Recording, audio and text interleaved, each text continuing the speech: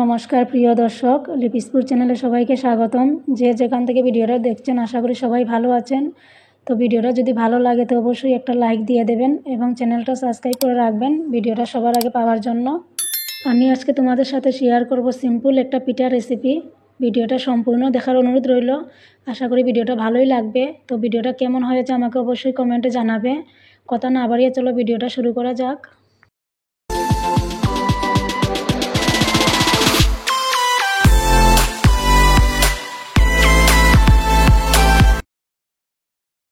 এই রেসিপির জন্য প্রথমে সুজি প্রয়োজন। তো আমি এখানে সুজি নিয়েছি, অল্প আন্দাজ করে সুজিগুলো ভেজে নেব।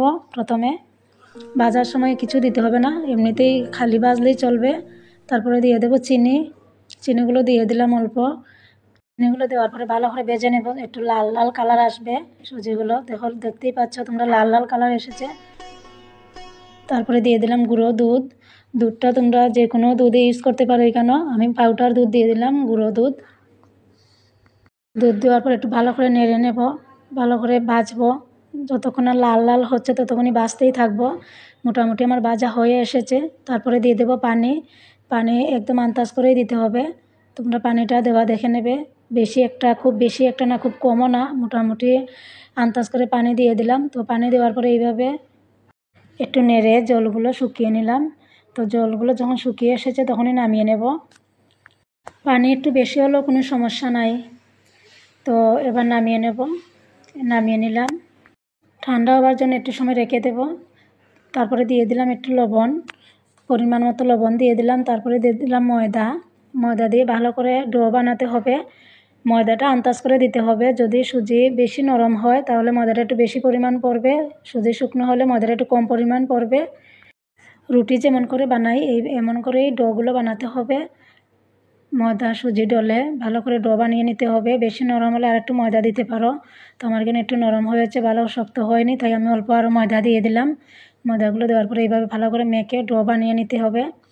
যেরকম রুটি বলো তোমরা, একদম সেম রুটির মতো এটা বেলে নেব। অনেকেই রুটি বলার সময় গোল শেপটা আনতে পারে না। তো রুটিটা গোল না হলেও কোনো সমস্যা নাই। আজকে আমি তোমাদের দেখিয়ে দেব কিভাবে গোল করে কাটতে হবে বা বানাতে হবে সহজ পদ্ধতিতে। তো তোমরা এই জায়গাটা একটু ভালো করে ফলো করো। রুটি বানানো হয়ে গেছে। এবার যেহেতু রুটি গোল হয়নি তাই গ্লাস দিয়ে এইভাবে কেটে নেব। তোমরা যদি আরও বড় বানাতে চাও তো আরও বড় কিছু নিয়েই কাটতে পারো। যে কোনো রুটি পিঠা এমন গোল শেপ আনার জন্য তোমরা এই জিনিসগুলো ব্যবহার করতে পারো। রুটি গোল করে বানাতে আমারও সমস্যা হয়, যার কারণে আমি এইসব জিনিস ব্যবহার করতে হয়। তো এটা তোমরা ব্যবহার করতে পারো, কোনো সমস্যা নাই। যার যেমন সুবিধা মতো জিনিস আছে করে তোমরা এটা ব্যবহার করে গোল বানিয়ে নিতে পারো যে কোনো পিঠা রেসিপি বা রুটি। একদম সহজ পদ্ধতি। তো আমার কাটা হয়ে এসেছে।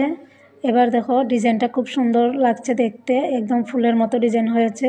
এইভাবে একটা একটা করে উঠাবো। এই জায়গাটা তোমরা একটু ভালো করে দেখো, আশা করি সবারই ভালো লাগবে, দেখতে দারুণ লাগছে। রেসিপিটা খেতেও অনেক মজা, তোমরা না খেলে বুঝতে পারবে না। আশা করি সবাই ঘরে একবার বানিয়ে খাবে। রেসিপিটা খুব মজা, টেস্টি হয়েছে। এটা বাচ্চাদের স্কুলের টিফিনে বা ঘরে চার সঙ্গে সবাইকে দিতে পারবে। এবার গরম তেলের মধ্যে এগুলো ছেড়ে দেব। গরম তেলের মধ্যে ছেড়ে দিলাম। যখন এগুলো ভাজবো তখন চালটা একটু কমিয়ে দেবো, আগুনটা একটু কমিয়ে দেব। কি সুন্দর ফুলছে দেখো। শুধু সুজি আর ময়দা দিয়ে এত দারুণ টেস্টি একটা পিঠার রেসিপি, না খেলে বুঝতেই পারবে না কি দারুণ টেস্ট এটার মধ্যে। যদি ভিডিওটা ভালো লাগে তো একটাই রিকোয়েস্ট বন্ধুরা, তোমরা আমার চ্যানেলটা অবশ্যই সাবস্ক্রাইব করে রাখবে এবং কমেন্টে জানিয়ে দেবে তোমাদের ভিডিওটা কেমন লেগেছে। আশা করি ভিডিওটা ভালোই লাগবে। ভিডিওটা এখানে শেষ করছি। সবাই ভালো থাকবে, সুস্থ থাকবে, আমাকে একটু সাপোর্ট করবে, তোমাদের সাহায্য আমার খুব প্রয়োজন। তো দেখা হচ্ছে নেক্সট ভিডিওতে।